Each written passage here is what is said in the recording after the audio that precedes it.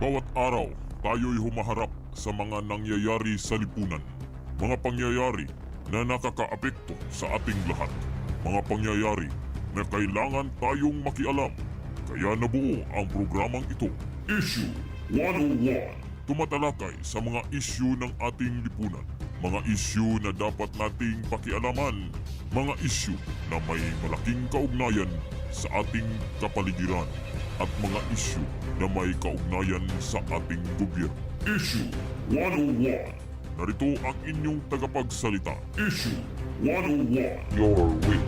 Senior Simo. Senior Simo. Senior Simo. Issue 101.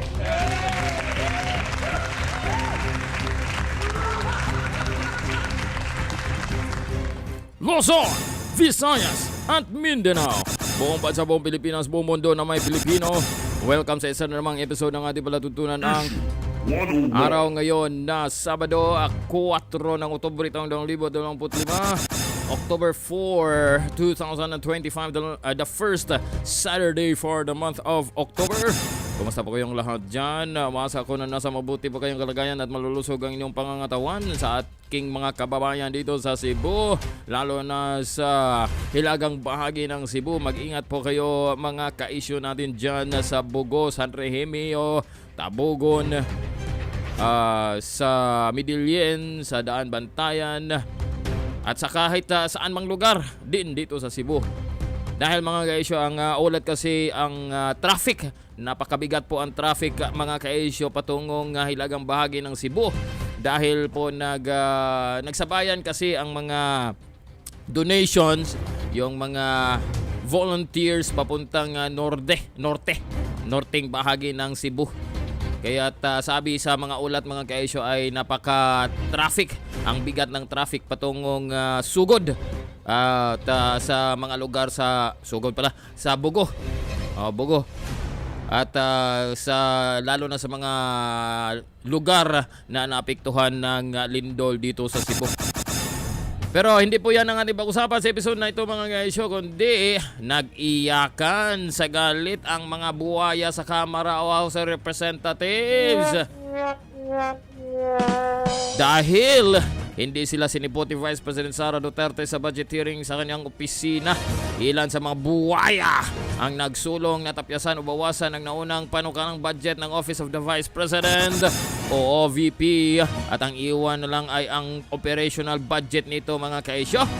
Bakit naman VP hindi mo sinipot ang Kamarang Buwaya, ang House of the Crocodiles? Ano na ang mangyari nito mga ka-issue kung ang mangyari talagang tatapyasan o babawasan ang budget at iwanan na lang ang operational, yung mga pangpasweldo ng mga staff na yung mga nagtrabaho under the Office of the Vice President. So wala nang pero tayo naniniwala sa na itong mga Duterte kasi para-paraan marunong silang maghanap kung ano ang magagawa para sa kapakanan at kung ano magagawa sa sambayan kahit walang pera na ilalaan itong mga buwaya sa Kamara mga ka-issue.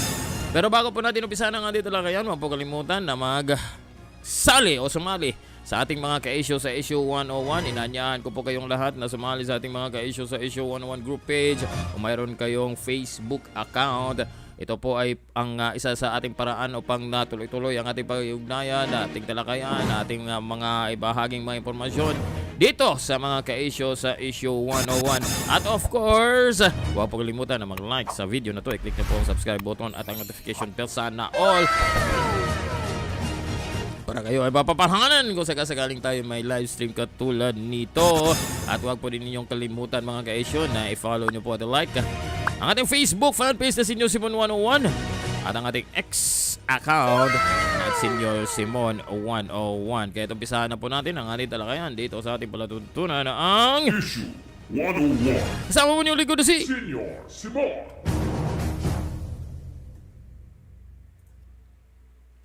Tuloy-tuloy na. Diretso na tayo mga kaisyo.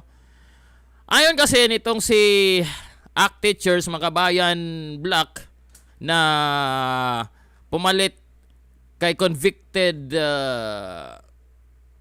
Franz Castro, itong si ACT Teachers Party List Representative Antonio Tinio mga kaisyo, dahil hindi dinaluhan ng Vice President yung plenary hearing. So, isa pa yung yung committee level hearing mga kaisyo. Kung natatandaan nyo din na sinuspend o ipinagliban muna yung naturang hearing sa committee level dahil hindi nakadalo si Vice President Sara Duterte. At ito namang mga demanding na mga buhaya sa House of Crocodiles and Alligators mga kaisyo. Tatawagin na lang natin yung House of Representatives. No? Bahay ng mga magnanakaw, bahay ng mga representatives. Bahay ng mga buhaya, House of Crocs.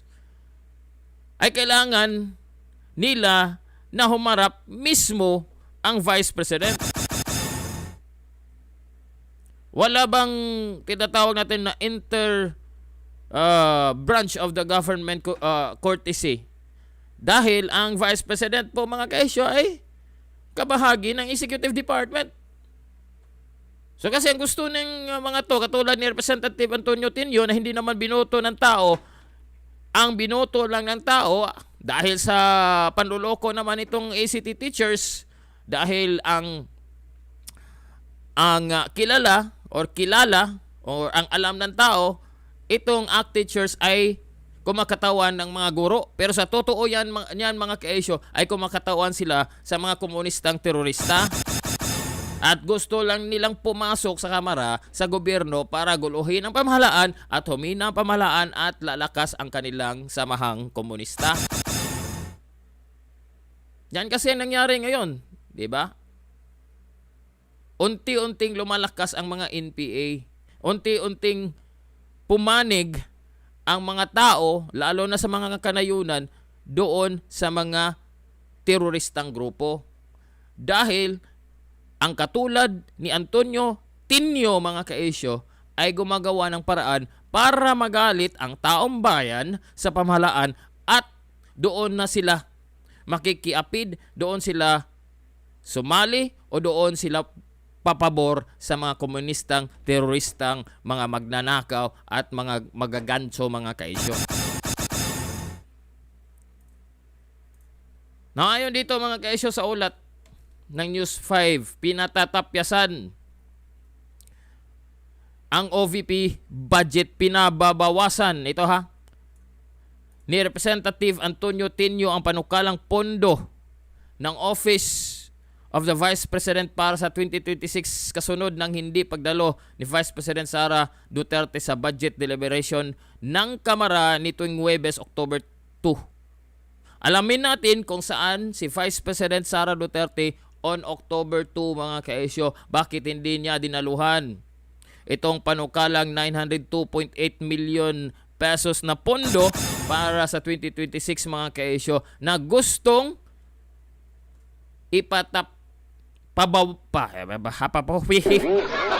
gustong papabawasan nitong si Tinio na para bang siyang ang diktador at nagmamay-ari ng pera ng taong bayan. Patatapyasan ang 902.8 million pesos hanggang ito ay patatapyasan at ang 198.8 million pesos na lang mga kaisyo para pangsahod sa mga empleyado ng Office of the Vice President. Walang operational. Dito tayo. Kasi sabi dito sa ibinahagi ni Malutikia para sa kaalaman ng lahat mga kaisyo kung bakit hindi nakadalo si Vice President Sara Duterte. Dahil nagpadala ang Vice-Presidente. Gusto kasi nitong mga buwaya sa Kamara, ito ang House of Crocs, House of Buwayas, House of Magnanakaws, House of Tambaloslos, na mismo ang Vice President ang dadalo sa plenary budget. Take note po. Ito po ay plenary budget. At hindi kinakailangan na ang Vice Presidente mismo ang dapat ang nandoon. So that is why may sulat ang Office of the Vice President, mga kaesyo, kay Swansing, itong chairman ng Committee of Appropriations sa House of Crooks. Sabi dito, Dear Honorable Swansing, we refer to the Office of the Vice President plenary budget deliberations scheduled on September 30, 2025 at 10 a.m. The following OVP officials will attend the plenary budget deliberations. Nakapangalan nito dito, mga kaesyo, ang OIC Chief of Staff, Director for Administrative and Financial Services, Director for Strategy Management Office, Director for Operations. So mga tauhan ng OVP, ang haharap na lang dito sa plenary budget deliberations na to ng House of Crooks. Now, ayon kay Malutikia, sa kanyang post, for the record on so-called bratness of the Vice President, kasi nagsalita itong si napakasantang si Laila de Lima na malinis siya, mga kaesyo, ay sana'y naway maging santa siya. Si Santa Sab'a na bratines daw ng Vice President.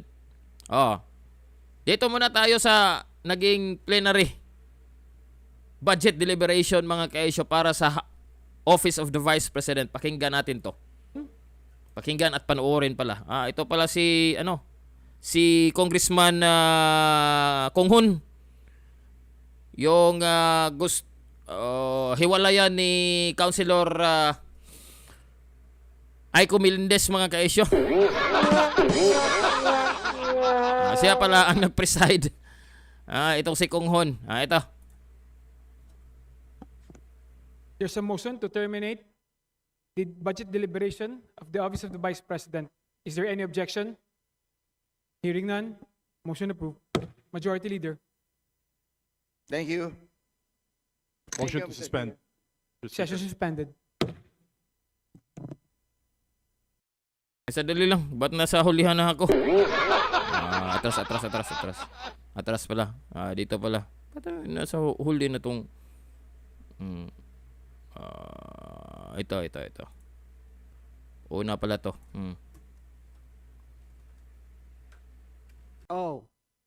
Mr. Speaker, I withdraw the motion, Mr. Speaker, Motion withdrawn.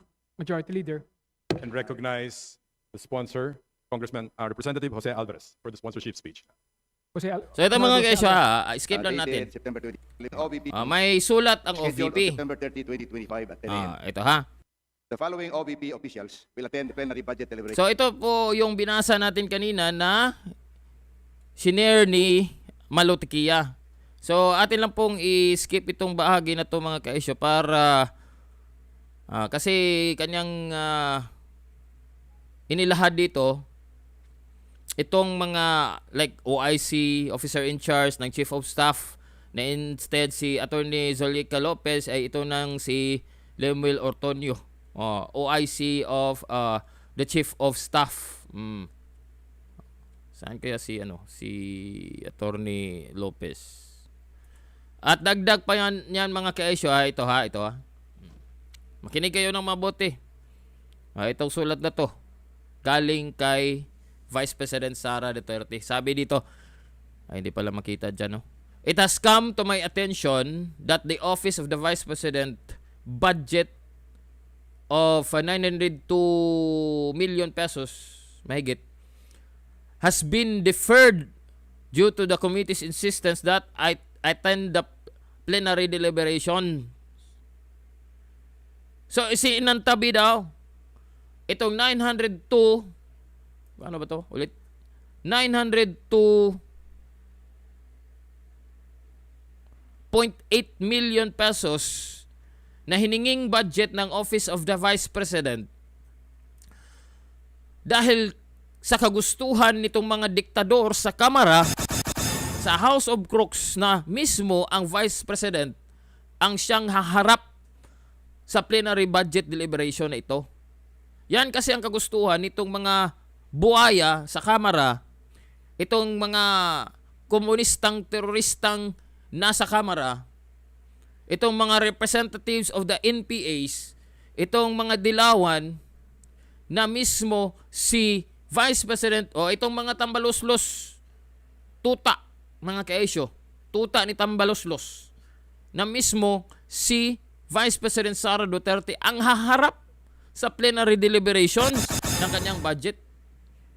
So sabi ni Vice President, I am prepared to attend, however, I am seeking the following. Take note ha, mismo ang mga buwaya sa Kamara ang nagdemand na hindi natin tatalakayin ang budget ng Office of the Vice President, isantabi natin ang Office of the Vice President kung hindi si Vice President Sara Duterte mismo mismo ang harap sa naturang plenary budget deliberation. Take note, this budget deliberation is the time where debates between congressmen or debates between crooks will happen. Ito yung panahon na kung saan magdidebate. Natapos na kasi yung committee level. So plenary na. First reading na. Ika nga.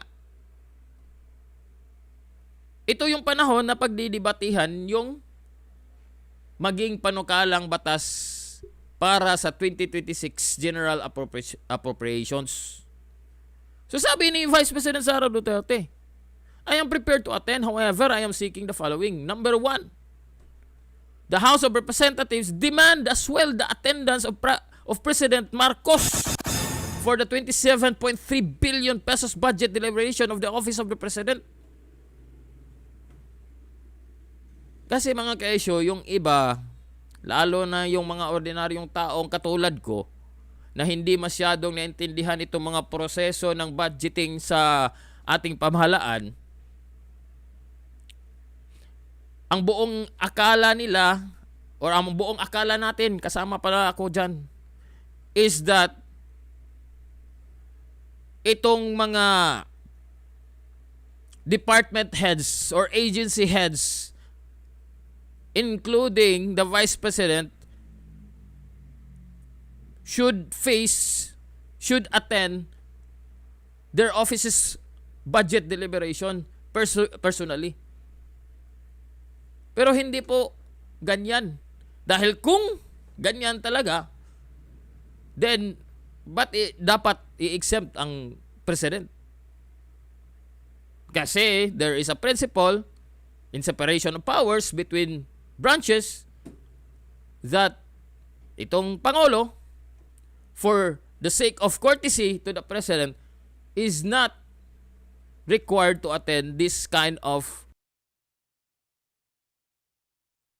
processes dyan sa House of Crooks.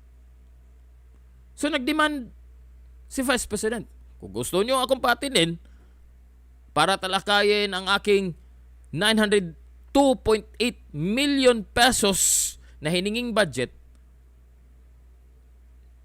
then ayon kay Vice President Sara Duterte, she has the right to demand na itong si Bangag Marcos o Bobong Marcos ay paharapin din sa Kamara para sa kanyang 27.3 billion pesos. Ang laki niyan mga kaisyo. Ilang times ba yan? Mga 900. Doble, 1.8. Ang dami. Many times. Billion kasi. Alternatively, I will attend if the committee, dalawang condition kasi ang hiningi ni Vice President Sara Duterte dito mga kaisyo. I will attend if the Committee on Good Governance or Good Government and Public Accountability will produce before the plenary schedule a Department of Justice document confirming that the Immigration Lookout Bulletin Order or ILBO for the following OVP personnel has been lifted. May naka-lookout bulletin. Dito sa mga nakasulat na pangalan dito mga kaisyo, si Attorney Lopez, si Mr. Ortonio, si Attorney Sanchez, Attorney Fajardo. Actually, this demand ay kapalit lang sa demand nitong mga House of Crooks, mga buwaya sa Kamara, na hiningi nila na dapat mismo si Vice-President Sara Duterte ang harap sa budget deliberation na ito. This is just in exchange of kapalit ito. Sige, gusto nyo ako ay humarap dyan sa budget deliberation na yan? Sige, ito ang kondisyon ko. Dahil sa totoo mga kaisyo, para sa kaalaman ninyo, na hindi po kinakailangan ang dalawang mas pinakamataas na posisyon sa ating bansa ay humarap dito sa budget deliberation na to. It is not required, not even in the Constitution. Hindi mo mababasa dyan na dapat humarap itong dalawang pinakamataas na posisyon, halal na posisyon sa ating bansa. Hindi po hinihingi o required yan sa ating konstitusyon. Tuloy natin to. Salintis L. Sanchez, Attorney Okay. Sunshine Sari Fajardo. Skip na lang tayo. There is Dito no one tayo present from the office of kay Santa de Lima mga kaesyo, na napakalinis, na walang bahid ng dumi, walang pangangalunya, walang Junil.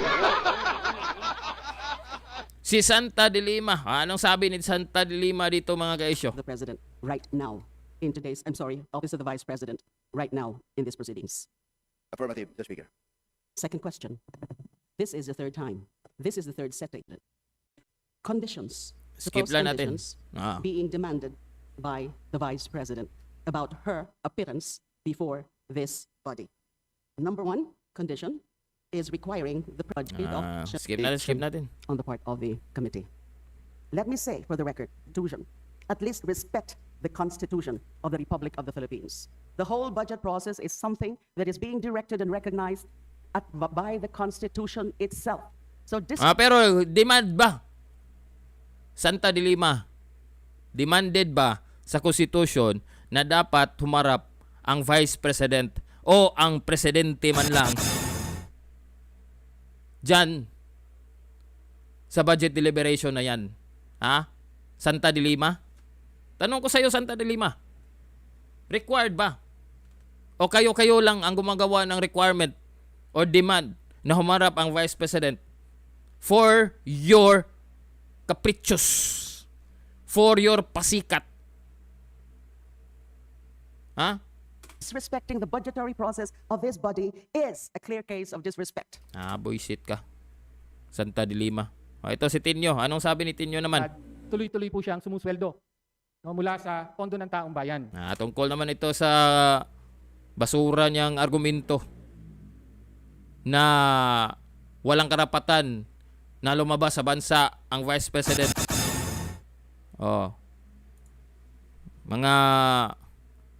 Mga basurang argumento ng mga utak NPA, utak bundok. Katulad nitong Antonio Tinyo na kumakatawan kuno sa mga guro, pero ang totoo yan, kumakatawan siya sa mga teroristang NPA na nasa bundok. Ang laban ay hindi sa pride ng Iilan, kundi sa budget Dito kayo Irisi. ng bayan. That is where Kasi sabi ni Irisi na wag na lang itong pansinin. Sabi ni Edgar Irisi dito mga kaesyo, mas mabuti pong wag na nating patulan ang sulat. Ang totoong laban ay hindi sa pride ng Iilan kundi sa budget ng bayan.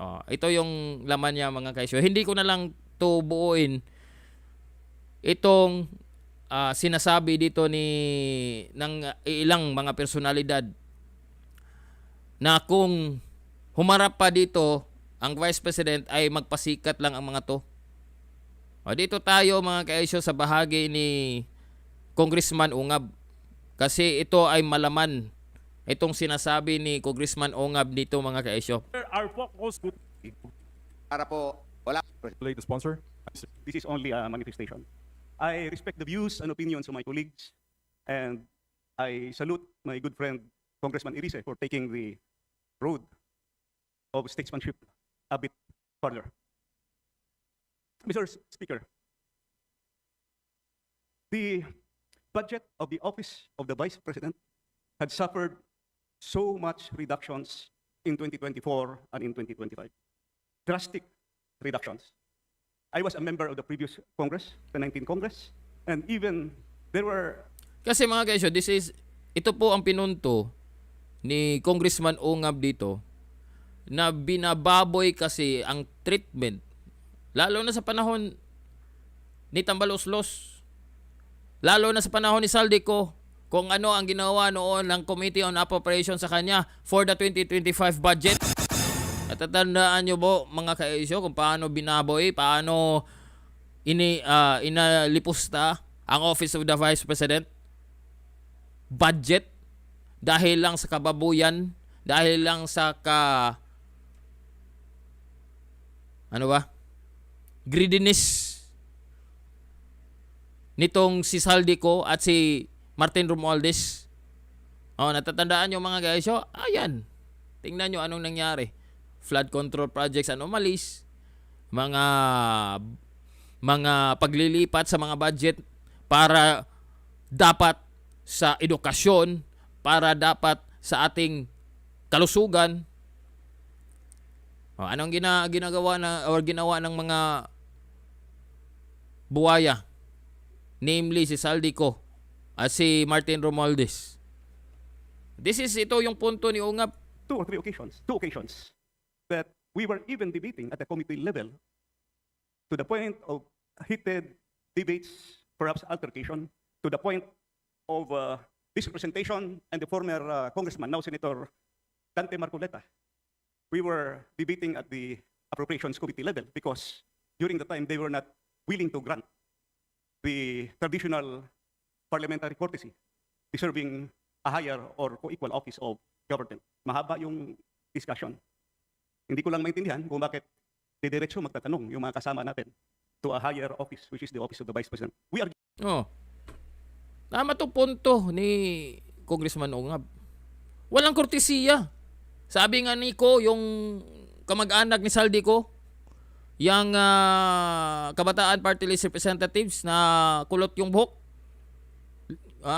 Pareho daw silang binoto ng tao. Yes, correct. Pareho kayong binoto ng tao. Pero hindi kayo ka-label. Kahit man lang yung nakuha ng partido mo, party list mo, yung pangalan ulit yun. Basta si Ko, yung kulot ang buhok. Kamag-anak ni Saldico. Na ang nakuhang boto ng Kabataan Party List compared with, kahit man lang ikumpara lang natin sa mga nakuhang boto, malayo. Tapos nagmamayabang yang si Ko na pareho lang tayo na ibinoto ng tao.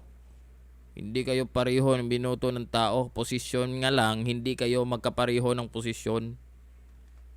Yabang ng kulot na yun. due them. Tama, Ko, lot. Respect for the due process, no for the budget process. How can we respect the budget process?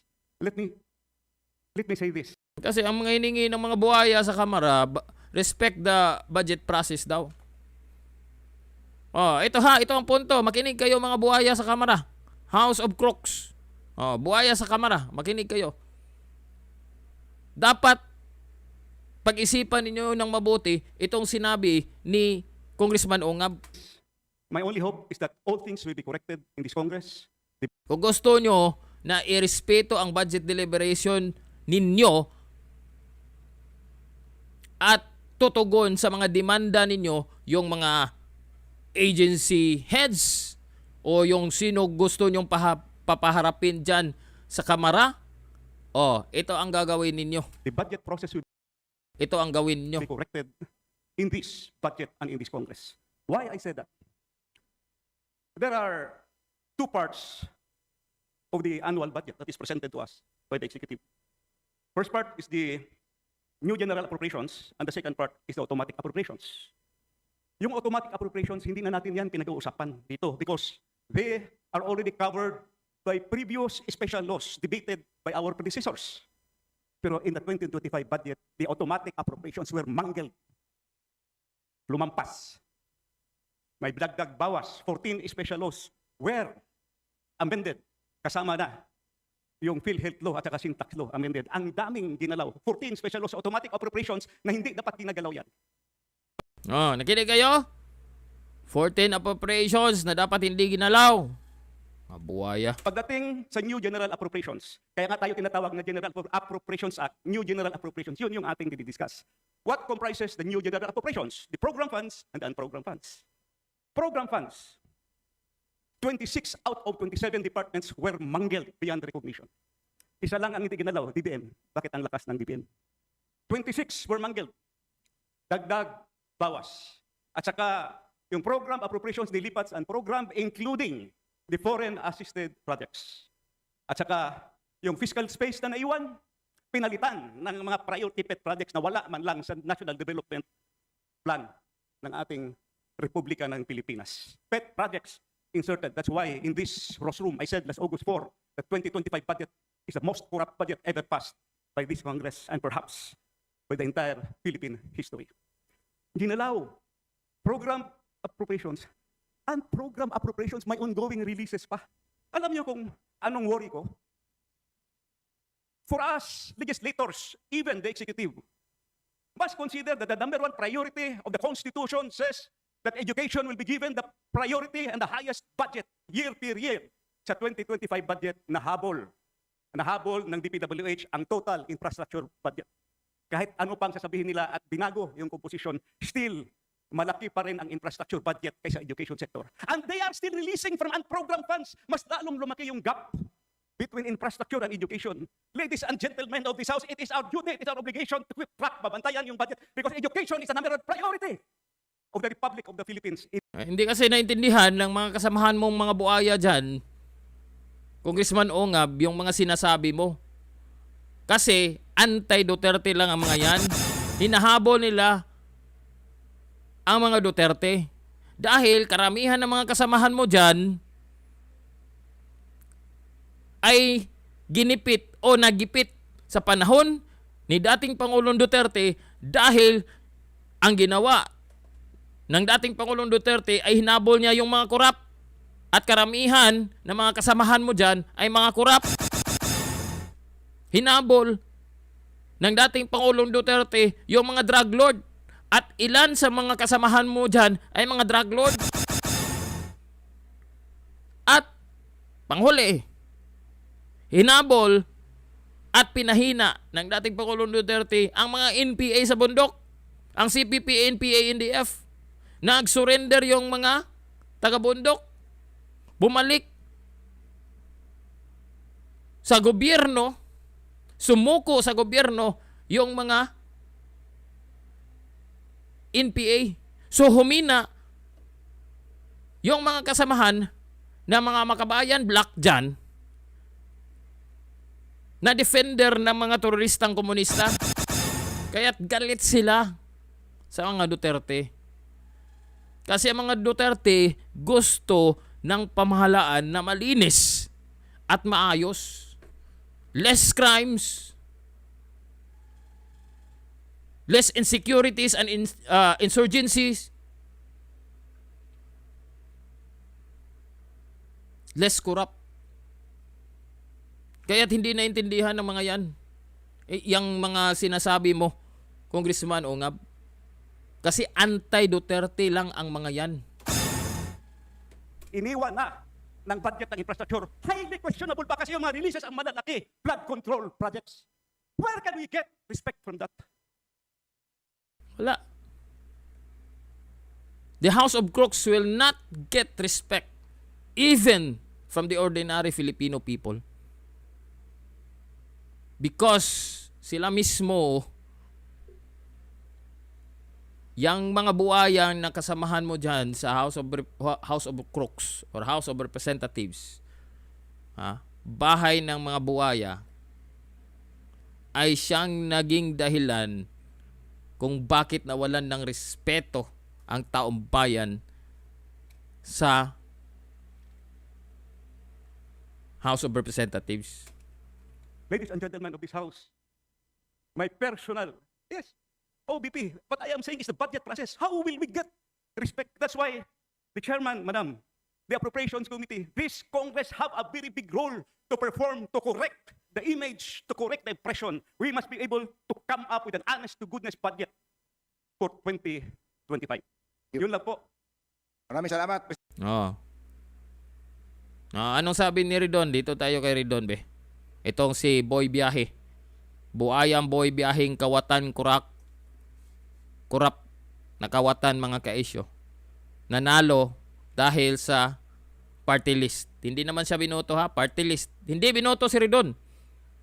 He's just there in the House of Buwaya, House of Crooks, kasi nanalo ang kanyang party list. Hindi siya binoto. Ano ba yung party list ni dito? Check nga natin. Ridon party list. Bicol Saro. Tere Lakuanan Ridon. Nanalo lang to dahil nakaupo lang to. Hindi siya binoto ha. Hindi si Ridon ang binoto. Nakaupo lang to sa Kamara. Nagkaroon ng posisyon sa Kamara dahil nanalo ang kanyang party list. Itong si Boy Biyaheng kurap. Kaya't sinipa ito ni dating Pangulong Duterte dahil puro biyahe ito. I think the Vice President is not in a position to make demands to Congress. But more importantly, it reflects of course yung pong kanyang talagang paggalang doon po sa proseso po ng pagbabudget. So, I'm quite certain some of our colleagues had been lobbying for a cut for the Vice President's budget. I think, ito po, during the period of amendments, dapat bumilog na yung pisngi ni Ridon dahil sa kakanakaw. Aralan po talaga kung magkano po ba talaga dapat yung gugulin pa ng Vice President office for 2026. So, basically, anything more than personal services and operating expenses, I think pwede na pong tapusin po ito. And the reason for this is, well, they never went back to Congress to explain why they needed a little bit more. No? So I think Congress is justified to basically just cut it to the bare. Justify sa iyong kagaral. Kayo, tina-justify nyo ba kung saan ginastos nyo yung pera ng taong bayan? Sabi ni itong isa, si Adjong, she could have at least defended that and explained to the plenary and convinced the members why she need that 200 million pesos plus increase in OVP budget. Ito mga kaisyo. Sabi kasi dito ni Malutikia, may sulat daw. Itong sulat na to, dated, ito paliwanag kung bakit hindi nakadalo or hindi tinugunan yung hiningi, yung demand ng mga diktador sa Kamara ng mga buaya ang pagdalo ni Vice-President Sara Duterte, ba't hindi dumalo si Vice-President sa House of Crooks sa budget deliberation, sa plenary budget deliberation mga kaisyo. Sabi dito, may sulat daw, dated 25 of September, itong sulat na to mga kaisyo, ito, sent via email on September 29, 9:28 p.m. Acknowledged and received on September 29, 9:49. On September 30, OVP team, yung mga bahagi, mga personnel galing sa Office of the Vice President mga kaisyo, on September 30 was in the HOR plenary waiting since 10 a.m. So, andun na pala itong mga tauhan ng Office of the Vice President sa House of Representatives plenary, naghihintay mula alas 10 ng umaga. Whenever the OVP was called, hindi nilalahan ng mainstream media to. Kasi ang puro balita ng mainstream media is negative or are negative para kay Vice President Sara Duterte. Puro negatibo. Yung mga ulat ng mainstream media, hindi ito ang katotohanan. Kung bakit hindi dumalo or hindi nandun si Vice President Sara Duterte during the plenary budget hearing. Ito whenever the OVP was called, members of the Appropriations Committee kept looking for the VP and they deferred hearing. So, dahil pag tinatawag na daw yung panahon na para dinggin yung budget ng Office of the Vice President sa plenary, ang hinahanap ng mga miyembro ng Appropriations Committee, mga ka-issue, ay si Vice President Sara Duterte. Pag hindi kasi nila nakita o hindi na kasi wala doon sa floor o sa loob ng House of Representatives, mga ka-issue, ay isinantabi yung hearing, yung pagninig ng budget ng OVP. At 21, this is 9 p.m. 9:59 p.m. nangyari, actually alas 10 na yun nangyari yung lindol dito sa Cebu. 6.9. Okay? Take note, this was on September 30. Simula alas 10 pa ng umaga, naghintay na yung mga taga OVP para humarap sa pagdinig. Pero ang mga miyembro ng Committee on Appropriations, ang hinahanap ay si VP. Dahil wala si VP, hindi dininig. Kasi ang demand nila, dapat si VP daw ang haharap. So nangyari yung lindol. Mga alas 10 ng gabi dito sa Cebu. Vice President Sara Duterte mobilized her satellite offices for relief operations. Lumipad siya patungong Cebu, patungo dito sa Cebu on October 1. In other words, pumunta si Vice President Sara Duterte on October 1 dito sa Cebu. By October 1, same OVP officials were there. Pumunta din yung mga personnel ng Office of the Vice President para dumalo sa budget hearing on October 1. Naghintay ang mga to mula alas 10 ng umaga hanggang alas 8 ng gabi. Only for the committee to say deferred because we want VP. Tingnan nyo. Gaano kabastos itong mga buwaya sa Kamara. Pasensya na po, humaba po ang ating live stream ngayon, mga ka-issue. Dahil malaman po itong pinag-usapan po natin. At para maliwanagan po tayo dito, kung sino mang nanonood dito, mga ka-issue, sa live stream ko po, kung bakit hindi nakadalo si Vice President Sara Duterte, kung ano ang inuna ni Vice President Sara Duterte, at itong demand ng mga buwaya sa Kamara, mga ka-issue, are invalid. Pambabastos ito. At walang kredibilidad ang mga buwaya sa Kamara, mga ka-issue, na sabihin na pambabastos ang hindi pagdalo ni Vice President Sara Duterte dahil hindi kailangan kahit pabasahin pa ang konstitusyon na dumalo si Vice President Sara Duterte sa budget hearing ng kanyang opisina. Dito naman, ipinadala niya ang kanyang mga tauhan. But ayaw nilang dinggin ang budget ng OVP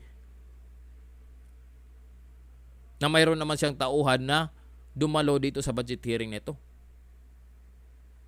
Mula alas 10 ng umaga on October 1 until 8 p.m.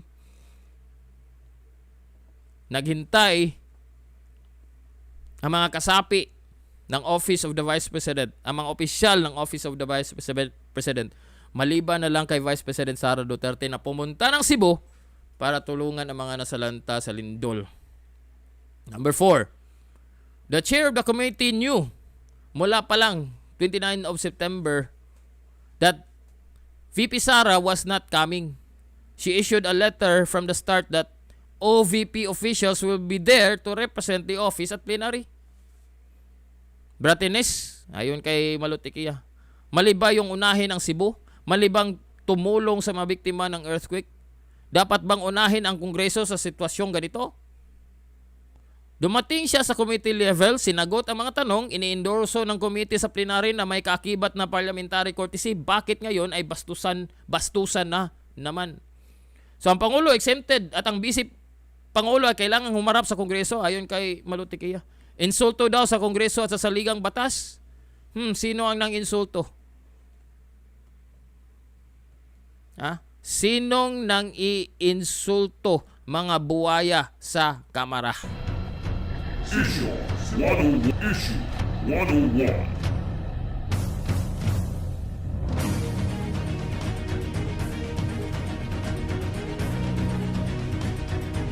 Senior Sinipot. Alas 2:16 na ng hapon mga kaisyo. Humaba po ang ating talakayan. Pasensya na po na humaba po ito mga kaisyo. Dahil gusto ko lang na malaman at maintindihan natin ng maayos. Dahil puro paninira ang House of Tambaloslos, ang House of Romualdez and Saldico, tuloy pa rin ang kanilang pag-aalipusta, ang kanilang kalokohan at pambubudol sa sambayanang Pilipino. Issue 101. So bago po tayo tuluyang magtapos mga kaisyo, kumustahin na muna natin kung ilang araw na lang ba nalabi bago ang Christmas 2025. Tingnan natin mga kaisyo.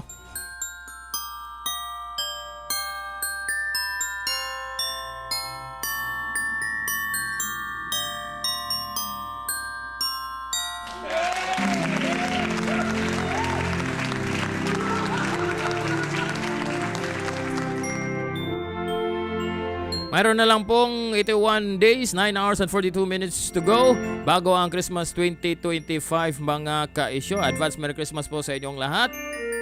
Sana naway lumigayap tayo sa Pasko na ito mga kaisyo.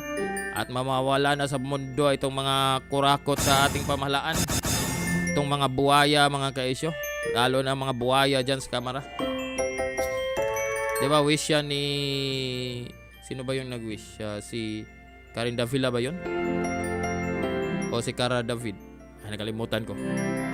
Wish na mawala na sa mundong ito itong mga buwaya, itong mga magnanakaw, itong mga nagpapahirap sa taong bayan. So anyway, advance Merry Christmas po sa inyong lahat. 81 more days to go before Christmas.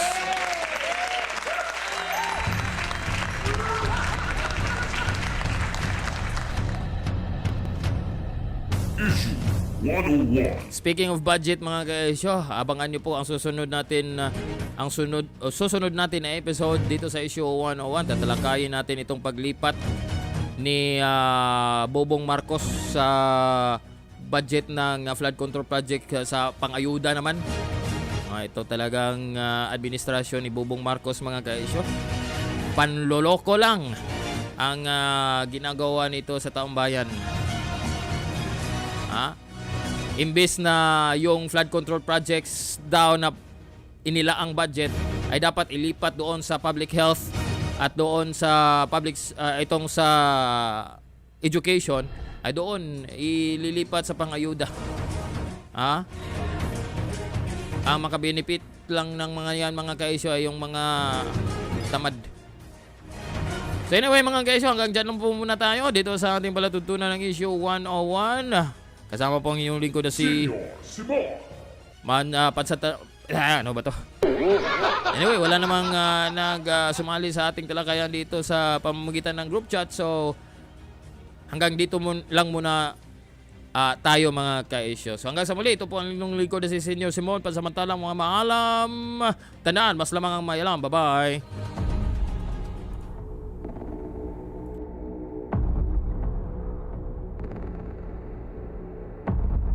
At yan ang Issue 101. Ang hilin natin sa mga kinaukunan ay umaksyon. Hanggang sa susunod, Maraming salamat sa inyong pagsubaybay.